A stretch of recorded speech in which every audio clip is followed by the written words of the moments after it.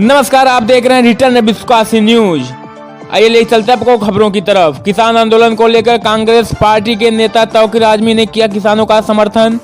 जी हां, बता दें आपको, आजमगढ़ से पूर्व बसपा नेता व नसीमुद्दीन सिद्दीकी के करीबी तौकीर आजमी, जो इस वक्त कांग्रेस में शामिल होकर अपनी राजनीतिक पारी का आगाज बेहतर खूब तरीके से कर रहे हैं।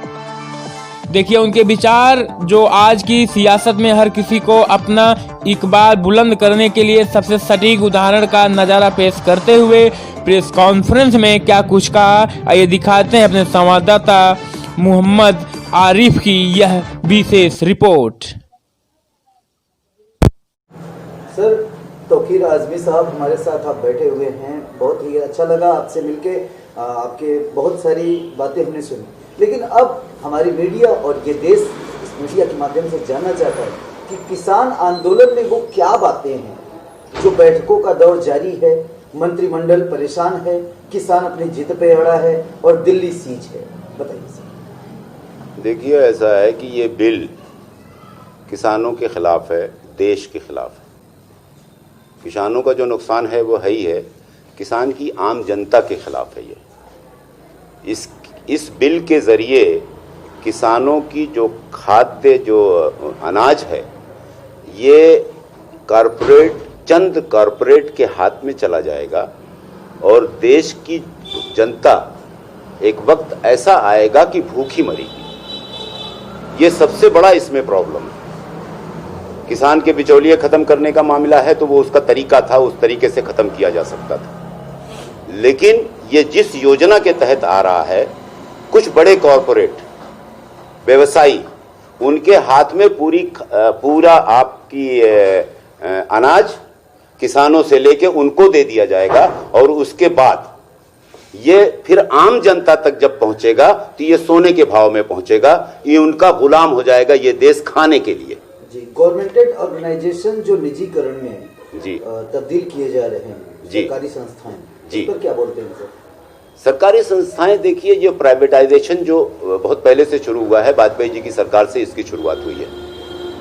आप लोगों को याद होगा, वाजपेयी जी की सरकार से शुरू हुआ, उसमें कुछ संस्थाएं बनाई गई और कुछ संस्थाओं को जो नुकसान में चल रही थी उनको बेच दिया गया, प्राइवेटाइज कर दिया गया। ये डिसइन्वेस्टमेंट में आता है। ठीक, कुछ हर सरकार ने कुछ नई संस्थाएं बनाई, कुछ पुरानी संस्थाएं जो नुकसान में चल रही थी उनको बेच दिया। ये पहली सरकार है इसने एक नई संस्था नहीं बनाई गवर्नमेंट की, और जितनी पुरानी संस्थाएं फायदे में थी या नुकसान में थी सबको बेच रही है। जो किसान, तो ये गलत है। जो किसान दिल्ली पहुंच के अपने आंदोलन को एक आयाम देने में जुटे हैं कि हमारी बातें, हमारी आवाज को दबाने का प्रयत्न जो किया गया, अब हम बर्दाश्त करने के मूड में नहीं है। लेकिन भारतीय जनता पार्टी के लोग ये कह रहे हैं कि ये किसान नहीं, इनके पीछे कांग्रेस खड़ी है और किसानों के रूप में जो पगड़ी बांध के लोग आए ये खालिस्तानी हैं, तमाम प्रकार की बातें आ रही हैं। अगर पूरे हिंदुस्तान का किसान अगर कांग्रेसी है तो फिर इनको इस्तीफा दे देना चाहिए। ये अल्पमत में है, इसका मतलब इनके पास वोट नहीं मिला है, ये किसी और तरह से हुकूमत में आए हैं। अगर पूरे हिंदुस्तान का किसान, असल किसानों की आबादी है, अगर पूरे हिंदुस्तान का किसान और आम जनता अगर इनके खिलाफ है इस वक्त, तो इनको इस्तीफा देके खुद हट जाना चाहिए। अगर वो लोग सारे कांग्रेसी इनको नजर आ रहे हैं तो। सर, आप कांग्रेस से आते हैं, एक बेहतर जगह है कांग्रेस में, आप पहचान के मोहताज नहीं है, हम जानते हैं ये बात। सर, क्या ऐसी वजह है कि ओवैसी अब आपकी कही जो बात है, जो कांग्रेस के प्रवक्ता लगातार जैसे पवन खेड़ा जी बोलते रहे हैं, राजीव रंजन जी बोलते रहे हैं, तो ये लोग हमेशा जो है ओवैसी को भाजपा की बी टीम बताते रहे हैं, एजेंट बताते रहे, लेकिन अब वो उनके भी स्वर आपके खिलाफ हो रहे हैं कि हम कांग्रेस से अब आगे निकल चुके हैं। ये बात मानते हैं? नहीं, आप मानते हैं? मैं आपसे सवाल कर रहा हूं कि अवैसी साहब कांग्रेस से आगे निकल चुके हैं। ऐसी कोई बात नहीं। सुनिए मेरी बात, हमारे पास रिकॉर्डेड है। मेरी बात सुनिए। ये कहने तक तो ठीक है कि कोई किसके आगे निकल गया है, ये जनता जानती है कि कौन किसके आगे निकल गया। अवैसी साहब को बी टीम, बीजेपी की बी टीम मैं नहीं कहूंगा, आरएसएस की बी टीम मैं अवैसी साहब को नहीं करूंगा। अवैसी साहब इस देश की अखंडता के खिलाफ है। अवैसी साहब इस देश की एकता के खिलाफ। मेरा अवैसी साहब से मुझे कोई आपत्ति नहीं। जो काम आरएसएस कर रही है देश को तोड़ने और जनता को बांटने का काम आरएसएस कर रही है, वही काम अवैसी साहब बड़ी मेहनत से कर रहे हैं। यही जवाब है मेरा उनके खिलाफ। और अवैसी साहब, मुझे उनके इलेक्शन लड़ने, उनके पार्टिसिपेशन में मुझे कोई एतराज ही नहीं है। वो पूरे हिंदुस्तान से इलेक्शन लड़ें, लेकिन वो अपनी भाषा को दुरुस्त करें, वो कम्युनलिज्म को बढ़ावा ना दें।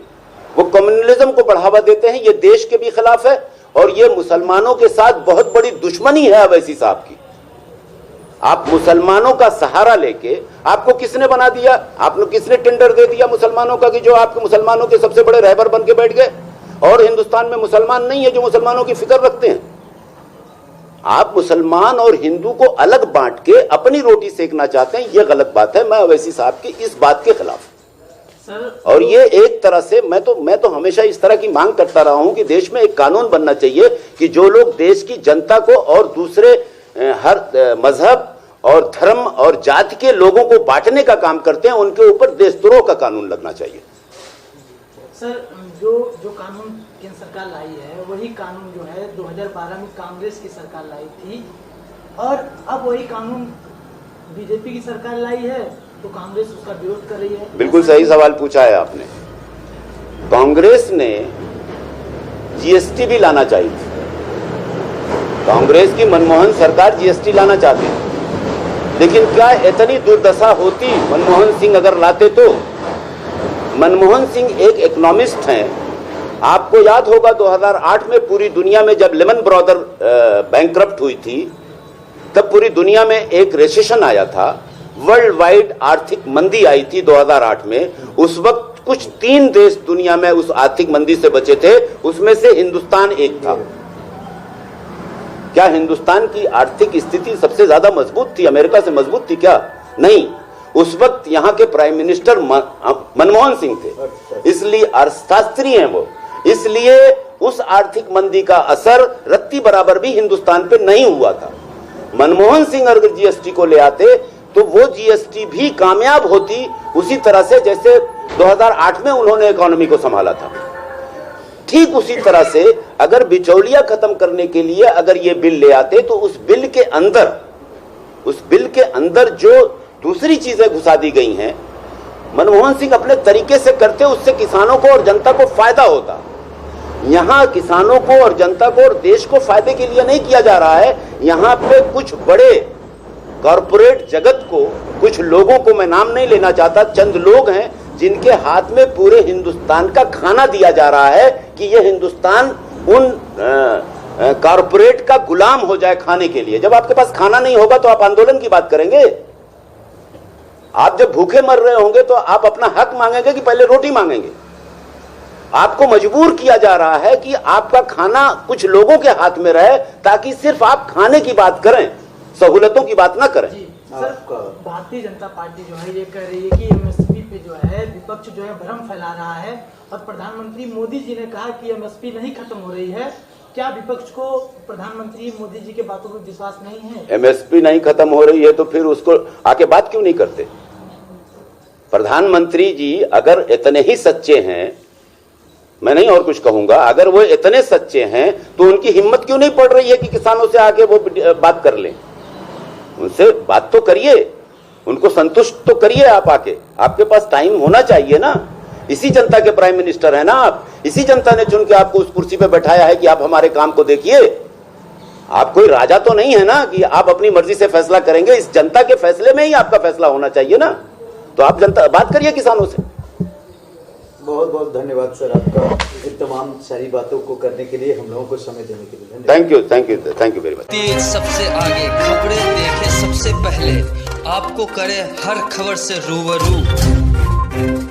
आगे ऐसे और खबरें देखने के लिए rvnews.live को सब्सक्राइब करें, हमारे चैनल के साथ बने रहें।